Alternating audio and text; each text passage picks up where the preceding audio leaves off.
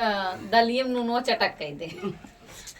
वैसे ही ये गाना छा गया आप सबके बीच में। आप लोग ने इसे बहुत ज़्यादा प्यार दुलार आशीर्वाद दिए। मैं आप सबको बहुत तहे दिल से धन्यवाद कहूँगी कि इस गाना को आप लोग वायरल ही कर दिए।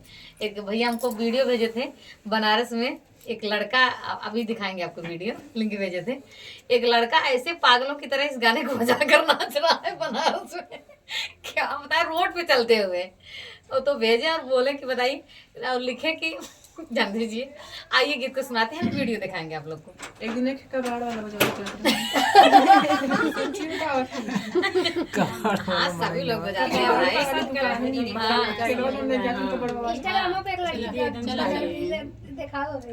हरे कवनो या किलिया बताऊ तुमोरी ननदो सैया मिलल या न बोलवाना। हरे कवनो या किलिया बताऊ तुमोरी ननदो सैया मिलल या न बोलवाना। हरे दलिया में नुनवा चटक कैदा भौजी, घर जाऊ पड़े भैया बोली है ना। अरे दलिया में नुनवा चटक कैदा भौजी, घर जाऊ पड़े भैया बोली है ना। अरे खाई के खियाई के निकल गबे मनवा, तबहू ना बोलैया नाड़ी ना। अरे खाई के खियाई के निकल गबे मनवा, तबहू ना बोलैया नाड़ी ना। अरे कवनो या किलिया बताऊ तुमोरी ननदो सैया मिलल न बोलवाना। अरे सेजिया से सकिया हटाओ मोरी ननदी सैया मिलल न बोलवाना।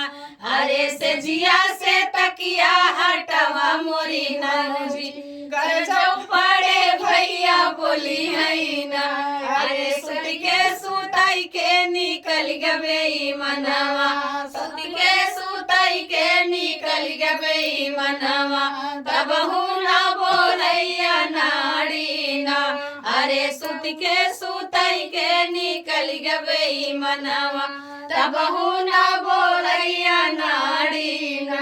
अरे कवनो या किलिया बताऊ तुमोरी ननदो सैया मिलल न बोलवाना।